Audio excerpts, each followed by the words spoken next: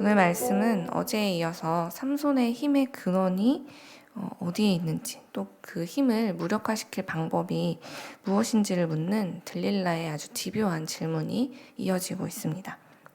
앞서 3번이나 이 삼손이 가진 초인적인 힘의 비밀을 파헤치려다 번번이 실패했던 들릴라는 자신을 향한 삼손의 사랑이 진실하지 않다면서 그를 날마다 가만두지 않았는데요. 오죽하면 16절 말씀에 삼손의 마음이 번뇌하여 죽을 지경이다 라는 표현이 등장할 정도였죠. 하나님의 사람 삼손을 넘어뜨리기 위한 들릴라의 노력은 오늘 말씀에 적힌 대로 정말 날마다 쉬지 않고 계속되고 있었습니다. 제가 공동번역 성경을 읽어보았는데요. 거기서는 그 들릴라가 했던 일들을 이렇게 번역하고 있어요. 날이면 날마다 악착같이 졸라대는 바람에 라는 표현을 하고 있는데요. 말 그대로 악착같이 삼손을 조르면서 뒤흔드는 이 들릴라로 인해서 삼손은 결국 어떻게 되었습니까? 마음의 평안함을 잃고 번뇌하여 죽을 지경에 이르고 말았죠. 사랑하는 여러분, 들릴라로 인해서 삼손이 마음의 평안함을 잃고 번뇌한 것처럼 우리의 삶에도 하나님이 주시는 이 평안함을 빼앗는 존재들이 있다는 것을 기억하십시오. 그것이 무엇일까요? 바로 죄입니다. 죄는 매우 끈질기고 집요하게 우리 하나님의 자녀들을 무너뜨리는 일에 행하고 또 그 일에 매우 특화되어 있습니다. 때문에 우리가 의식적으로 죄를 경계하고 분별하지 않으면 우리는 쉽게 우리의 마음을 빼앗기게 되죠. 그러므로 오늘 지금 내 마음에 평안함이 없고 불안함과 번뇌가 가득하다면 내 마음속에 하나님으로 가득한지 아니면 다른 것으로 지금 가득한지를 내 내면을 꼼꼼히 살펴보는 시간을 우리는 가져야만 합니다. 제가 꼼꼼히 살펴봐야 된다고 말씀드린 이유가 있어요. 죄는 누가 보더라도 경각심을 가질 만한 어떤 무서운 모습이거나 한눈에 딱 보기에도 저거는 나쁜 일이야, 불건전해, 부도덕해 보여 이렇게 우리 삶에서 한눈에 드러나는 어떤 그런 모습으로 있지 않기 때문입니다.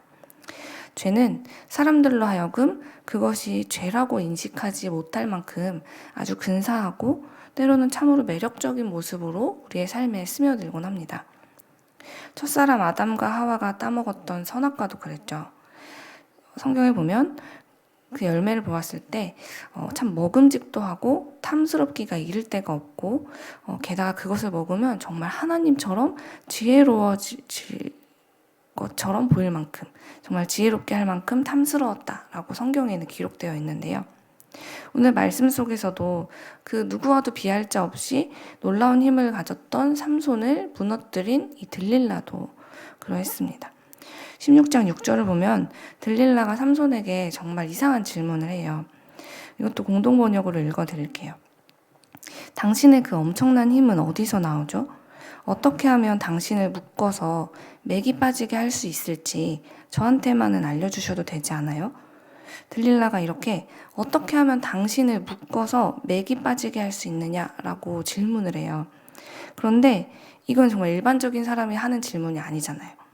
그런데 게다가 삼손은 원수도 굉장히 많은 사람인데 그런 삼손한테 어떻게 하면 너를 묶어서 맥이 빠지게 할 수 있느냐라고 이렇게 구체적인 방법을 묻는 건 누가 봐도 이상한데 하고 위기감을 가지고 경계해야 되는 상황이 맞잖아요.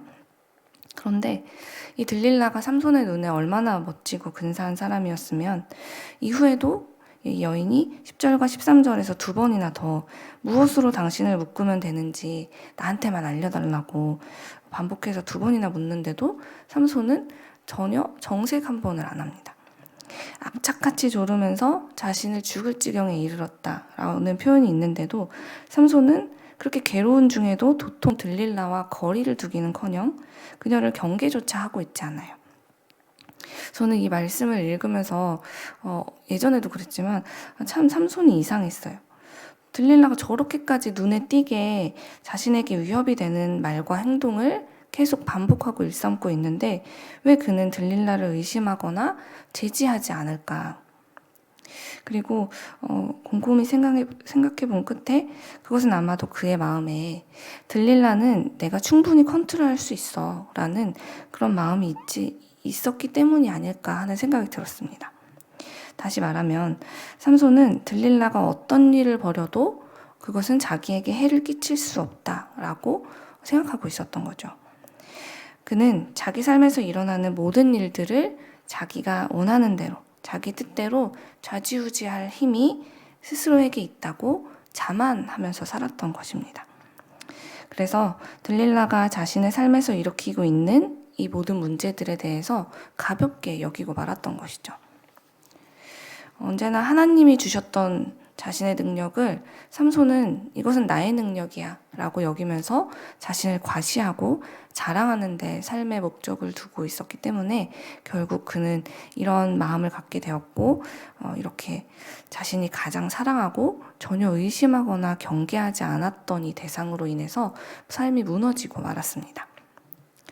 그런데 여러분, 문제는 우리도 삼손과 다르지 않다는 데 있습니다. 이것만큼은 정말 확실해. 나는 여기서는 절대 넘어질 리가 없어. 이건 나에게 문제가 되지 않아. 라고 우리가 확신하고 자신 있어 하는 부분들. 그래서 전혀 경계조차 하지 않고 간과하고 있는 내 삶의 부분들이 어쩌면 나를 무너뜨리는 들릴라가 될 수 있다는 것입니다. 또는 내가 너무 사랑해서 소중히 여기는 존재. 내 도움이 없이는 안 돼, 이 사람은 하고 정말 연약해 보이는 그 존재들. 그래서 내가 정말 많은 마음을 쓰고 사랑으로 돌보고 있는 존재들이 어찌 보면 혹시라도 하나님과 내가 멀어지게, 그 대상을 너무 사랑하고 돌보느라 하나님과 나를 멀어지게 하고 있다면 그것도 조심해야만 합니다. 우리를 죄에 빠지게 하는 이 죄는요, 아까도 말씀드렸던 것처럼 나와 다른 사람들이 보기에 무섭고 정말 저거는 죄야 라고 눈에 확 띄는 것이 아니라 우리가 보기에 참으로 아름답고 근사한 모습을 하고 있을 때가 많이 있기 때문입니다. 그러므로 사랑하는 여러분, 오늘처럼 말씀 앞에 우리가 설 때마다 내가 미처 알아차리지 못한 채 내 삶에 방치하고 있었던 죄를 살펴보시고, 또는 내가 경계조차 하지 않고 내 삶에 계속 반복되도록 허용하고 있었던 죄를 분별하는 은혜가 말씀 앞에 설 때마다 여러분의 삶에 있기를 간절히 소망합니다. 그리고 오늘 말씀을 보는 가운데서 나의 죄를 깨닫게 되었다면 이제는 어떻게 하면 이 죄를 피할 수 있을까를 고민하면서 죄를 피하기 위해 우리의 마음을 다하길 바랍니다. 내 힘으로 끊어낼 수 없는 상황 속에 있다면 우리가 그 순간, 죄의 순간이라도 피하는 노력들을 끊임없이 해나가야만 우리를 지킬 수 있다는 것입니다. 삼손이 왜 오늘 말씀에 이 비참한 결말에 이르게 되었습니까? 그가 자신의 죄를 몰라서 이렇게 되었습니까? 아니죠. 17절 말씀을 보면 그는 자신이 누구인지를 아주 정확히 알고 있습니다. 그는 들릴라에게 자신의 힘의 근원을 이야기하면서 자신의 정체성에 대해서 이야기하고 있어요. 나는 모태에서부터 하나님의 나실인이 되었다 라고 아주 명확하게 자신이 나실인으로서 무엇을 해도 되고 무엇을 하면 안 되는지를 그는 이미 잘 알고 있었습니다. 삼손이 몰라서 그간의 수많은 죄를 지었던 것이 아니라는 것이죠. 그는 죄임을 알면서도 이방 여인과 결혼하고 기생을 찾고 시체를 만지는 등 여러 죄악들을 행했고요. 죄임을 알면서도 죄의 자리를 피하기는커녕 쾌락을 위해서 죄의 자리를 찾아다녔습니다. 나실인으로서 하나님의 말씀을 지키고 의지하면서 주님의 도우심을 구하기는커녕 자신의 그 넘치는 힘을 자랑하면서 자만하는 삶을 살고 말았던 것이죠. 그래서 결국 이런 결과를 맞이하게 됩니다. 사랑하는 여러분, 예수 그리스도의 보혈로 하나님의 자녀가 된 우리의 모든 능력은 오직 하나님께로부터 온다는 것을 믿으시기 바랍니다.